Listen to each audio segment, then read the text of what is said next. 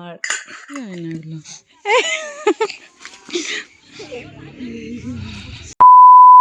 Hey guys, good morning and welcome back to my another video. So আমরা অনেকক্ষণ আগে উঠেছি, বাট দেখো আমি ওই দিকে মাথা করেছিলাম, এখন আমি সেম এই দিকে। দেখো পাপা, পাপা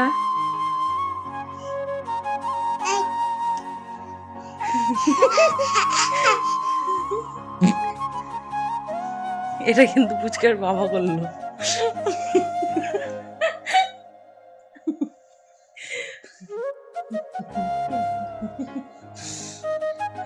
ওর বাবার কাছে নয়, আমার কাছে।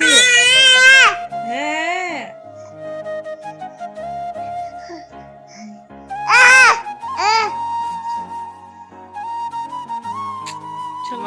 উঠে যাই, উঠার পর তারপর আমরা দুজনেই পড়াতে বসে পড়ি। আর এখানে তোর বাবার স্টাইল আছে ব্ল্যাঙ্কেট নিয়ে পড়ার, আর এখানে বাবুকে দেখো ও পড়াচ্ছে লাঠি নিয়ে, বকছে সবাইকে। মানে লাঠিটা রাখা ছিল সাইডে, আমি জাস্ট হাতে নিলাম, পাত্তা দিচ্ছে না সেই জন্য। তো যাই হোক, এখানে চা বিস্কুট করে নিয়ে বসে পড়ি, চা বিস্কুট খাচ্ছিলাম কারণ খিদে পেয়ে যাচ্ছিল। তারপর পড়ানো কমপ্লিট হয়, আর দেখো আজকে না কাচাকুচির পালা। তো এই জ্যাকেটটা কাচতে প্রচুর প্যারা ভাই রে ভাই। তো এখানে দেখো মানে যেহেতু কালকেও দিয়েছিলাম আজকেও দিচ্ছি, মানে যেহেতু বাচ্চাটা খাবে, সে একবেলা একটু শান্তিতে খেতে পারে, তাই না?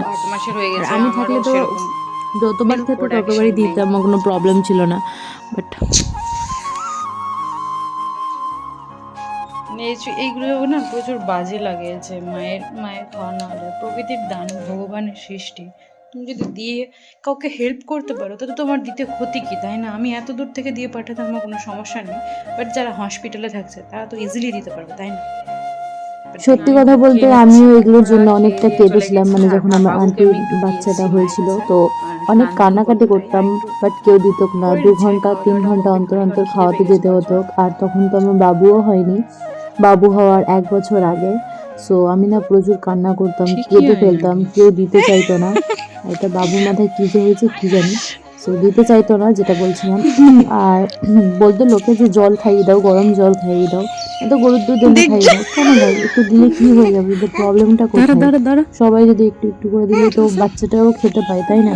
সো এখানে বাবু বাচ্চাটাকে ধরার জন্য বায়না করছিল, আর বাচ্চাটা প্রচুর দুষ্টু, প্রচুর খালি পালিয়ে পালিয়ে বেড়াচ্ছিল। তো ফাইনালি ওকে অনেকজনা মিলে ফাইনালি ওকে ধরা হয়, আর আমি তো ধরার সাহসই পাচ্ছিলাম না, কারণ লাফিয়ে লাফিয়ে পালিয়েই যাচ্ছিল। সো ঠাম্মাটাই ধরে, আর তারপর বাবু আদর করে, আর খুব খুশি হচ্ছে আদর করে। দেখতে পাচ্ছ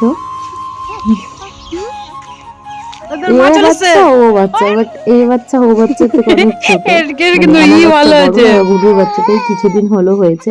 তারপর মাকে দেখে তো আমরা পালিয়ে যাই, মানে কি বলবো, ওর বাচ্চাটা যখন হয় না, মাটা খালি এদিকে আর ওদিক ঘুরে বেড়াচ্ছিল, মানে কেউ যেন ওর বাচ্চার পাশে না আসে। তো যাই হোক, এখানে তারপর আসি, দেখো হাঁসগুলো কেমন করছে, মানে আমরা ঠান্ডা লাগছে, আর এদের ঠান্ডা লাগে না বাবা। আর বাবুও দেখো হাঁকাচ্ছিল।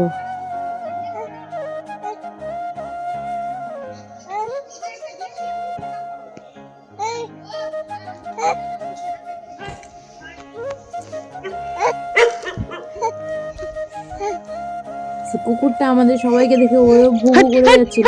জানো তো এই কুকুরটার স্বভাব কেমন আছে, যখন মনে করো শঙ্খ বাজবে তখন পু করে মানে আউ করে এরকম শঙ্কর মতন মুখ থেকে আওয়াজ করে।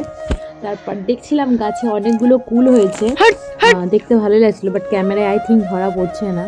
আমি বুঝতে পারছি না তোমরাও বুঝতে পারছো কিনা, বাট আমি তো বুঝতে পারছি না ক্যামেরায় দেখে। তারপর অনেক ঢিল ছোড়ার পর, মানে এককাল জলে ছোড়া হচ্ছিল ওদের সামনে সামনে বাবা। তারপর হাঁসগুলো নিজের বাড়িতে যাওয়ার জন্য রেডি হয় এবং বাড়ির দিকে যায়। এখনই দেখতে পাবে যে আবার টার্নিং নিয়ে নিচ্ছে, মানে কি বলবো, দেখো এখন যাচ্ছে, 3টে হাঁস টার্নিং ঘুরে যাবে, মানে আরো ঘুরে গিয়েছিল। আমি ভিডিওটা সম্পূর্ণ করিনি, মানে ওদের কি এবার ঘুরে গেল, এরা ঘুরে গেছে, আবার রিক্কাল চালাবে। তো তারপর আবার টার্নিং নেবে, দেখো আবার ঘুরলো। আর ওরা দুটো ওদিকে পালাতে লেগেছিল বলে বাকিটা ওদিকে চলে যাচ্ছিল। পরে ইক্কাল ছুড়ে ওরা যায় নিজের বাড়িতে। আর কি বলবো, তারপর আমি বাবুকে বাড়িতে খাওয়াতে যাই, আর খাওয়ানো মানে তো যুদ্ধ করা। তো আজকে আমি একা না, ভাইকে নিয়ে যুদ্ধটা করছিলাম।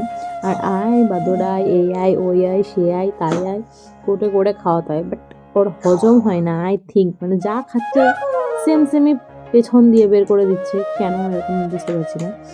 সো যাই হোক, খাওয়ানো তো হয়। আর এখন অবশ্য নয়, কিছুক্ষণ পর, মানে তোমাদের বাচ্চারা কি এরকমটা হয় আমাকে একটু কমেন্টে জানাও প্লিজ। মানে এরকম একদিন গাজর খাইছিলাম, গাজরটাই ঠিক ওরকমভাবে বের করে দিয়েছিল, তো তার জন্যই বললাম আর কি। আর এখানে সব টিকটিক করে হাসি হাসি হচ্ছিল, মানে ওর মাসিমণিকে দেখে। আর রাতেরবেলা প্রচুর বাবা ওর জন্য ডাইপার আর এই ওষুধগুলো নিয়ে আনে, তো পেটে ব্যথার জন্য। আর কোনো রকমের ক্লিপ নেওয়া হয়নি, চলো বাই।